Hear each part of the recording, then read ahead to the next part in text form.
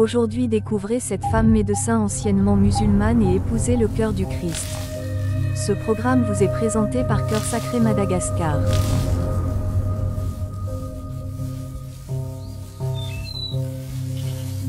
Moi j'étais musulmane il y a encore 2 mois et demi. Waouh. Et je suis médecin, on m'a annoncé un cancer des ovaires au mois de juin. D'accord. Et pendant 3 semaines, 1 mois, en fait, j'étais très très mal, jusqu'à entendre parler de Jésus.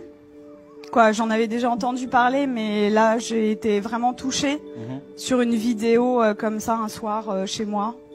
Et donc je me suis intéressée à cette personne et en fait j'avais pleuré pendant 3 semaines de tristesse et là je pleurais d'amour. Wow. Et je comprenais pas.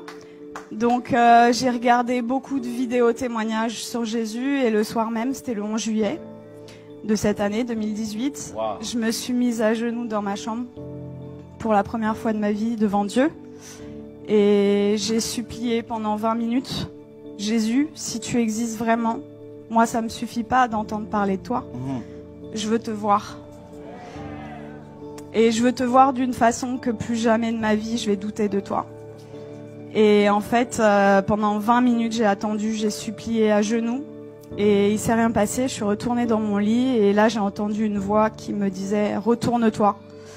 Et j'ai fait ma rebelle. J'ai dit « Mais il y a rien, il y a un mur blanc derrière moi ». Et j'ai entendu une deuxième fois « Retourne-toi » de façon très forte. Et là, je me suis retournée et en fait, au-dessus de mon lit, j'ai fait plusieurs pas de recul parce qu'il y avait la tête de Jésus en fait. Wow. Et énorme. Et en fait, dans ses yeux, ses yeux sont pas comme les nôtres en fait. Il n'y a pas un cercle quoi. Il y a tous les univers dans ses yeux. Et en fait, il m'a regardé, il m'a transpercé le cœur. Et en fait, là, j'ai une urgence intérieure qui, pour une musulmane, est incompréhensible. C'est-à-dire que c'est pas venu de mon mental. Je devais me faire baptiser le plus vite possible. Donc le lendemain, j'ai cherché partout où me faire baptiser.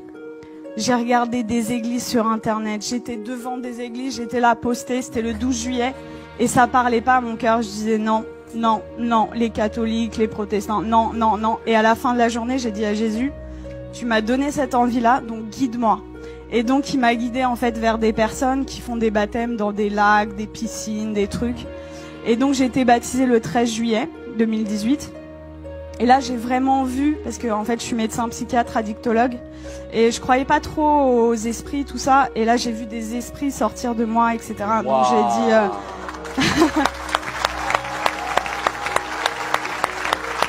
je continue. Donc là, j'ai vu des esprits sortir de moi, et je rentre chez moi. C'était le 13 juillet. Et là, dans mon lit, je commence à parler une langue où je comprenais rien. Et là, je dis, mais qu'est-ce que c'est que ça? Et en fait, on m'a dit, après, c'est du parler en langue. Mais chez les musulmans, ça n'existe pas. Donc, moi, j'avais jamais entendu parler du parler en langue. Et ça a duré 3/4 d'heure, 1 heure. J'ai parlé une langue où je comprenais 0 mot. Et en fait, j'ai senti une énergie remonter de mon ventre. Et je prenais comme ça. Et je jetais, en fait. Ça a duré 3/4 d'heure, 1 heure. Et là, au bout de 3/4 d'heure, 1 heure, j'ai arrêté de parler. Et j'avais des douleurs depuis 4 ans, tous les jours. Et là, pour la première fois depuis 4 ans, plus aucune douleur. Donc là, j'ai dit, ok, je suis guérie, c'est bon. J'ai pris rendez-vous chez mon gynéco le 17 juillet. Et j'arrive et je lui montre les examens complémentaires, les marqueurs tumoraux, l'IRM pelvienne. Et il me dit, bon, écoutez, alors c'est une maladie très sévère. On va opérer, on va faire un traitement, etc. Et là, je le regarde avec le sourire et je lui dis, vous savez pas ce que je vais vous dire? Je suis guérie. Et là, il me dit, comment ça, je comprends pas. Il m'a écouté quand même parce que je suis médecin, j'ai un cabinet juste à côté de chez lui, quoi. Donc il savait que c'était pas n'importe, voilà. Et là, je lui dis, mais en fait, je suis guérie. Et il me dit, bon, parce que le déni en médecine, ça existe beaucoup. Il me dit, bon, allez, on va faire l'échographie. Et en fait, là, il me fait l'échographie et il était bouche bée.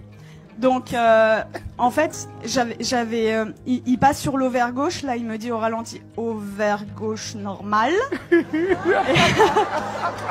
Et après, il passe sur l'ovaire droit et il me dit, ah, il y a 2 images. Je dis, ouais. Et il me dit, ah, mais attendez, c'est des follicules de maturation. Donc, en fait, les follicules de maturation, c'est ce qui donne les ovules. Et moi, je n'en avais plus.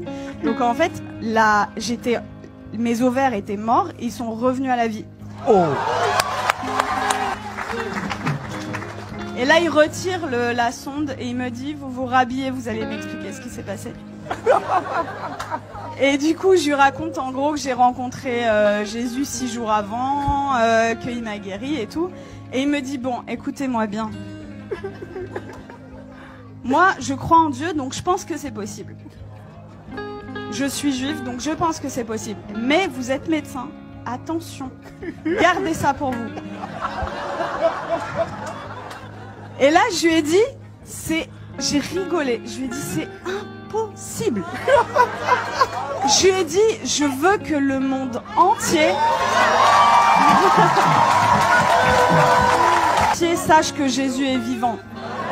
Et il m'a dit, bon, ok, et il m'a fait mon compte rendu d'échographie qui était normal, c'était un plaisir pur, et il me le rend, et là il me dit, est-ce que je peux vous faire la bise au lieu de me serrer la main? Je dis bien sûr.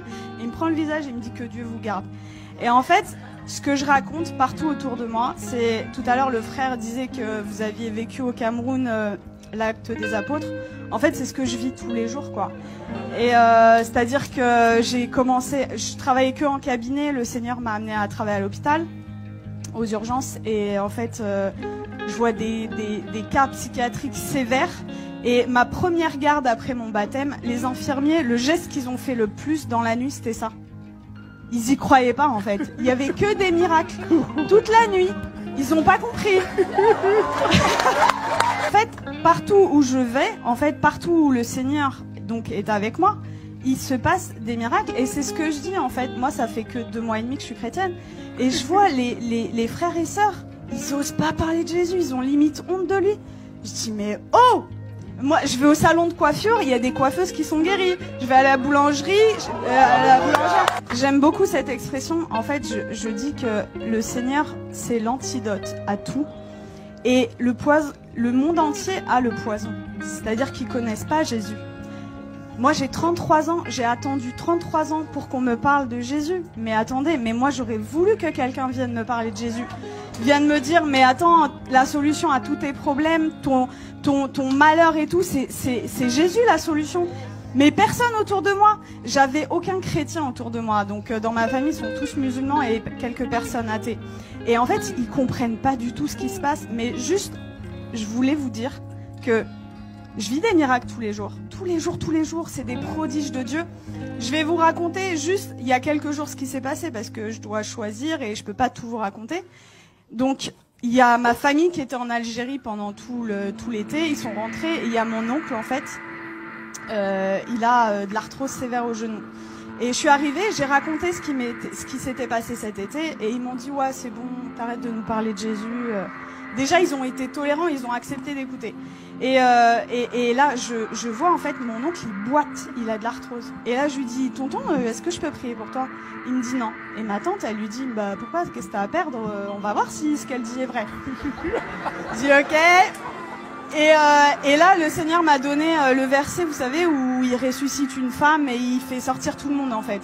Donc en fait, j'ai pris mon oncle, je l'ai sorti du salon et j'ai prié pour lui. Et en fait, je lui dis, t'as mal à combien? Il me dit à 7 sur 10. Il boitait. Et donc je prie le Seigneur et le Seigneur le guérit. Il me dit, mais j'ai plus mal du tout. Et là, il commence à courir dans toute la maison. Quelques jours après, je retourne dans la famille et là, il me dit, Nermine, tu vas pas me croire, j'ai vu mon ophtalmo. En fait, il voit son ophtalmo 2 fois par an. Et pour son glaucome. Donc le glaucome, c'est une maladie chronique, c'est à vie, c'est comme le diabète.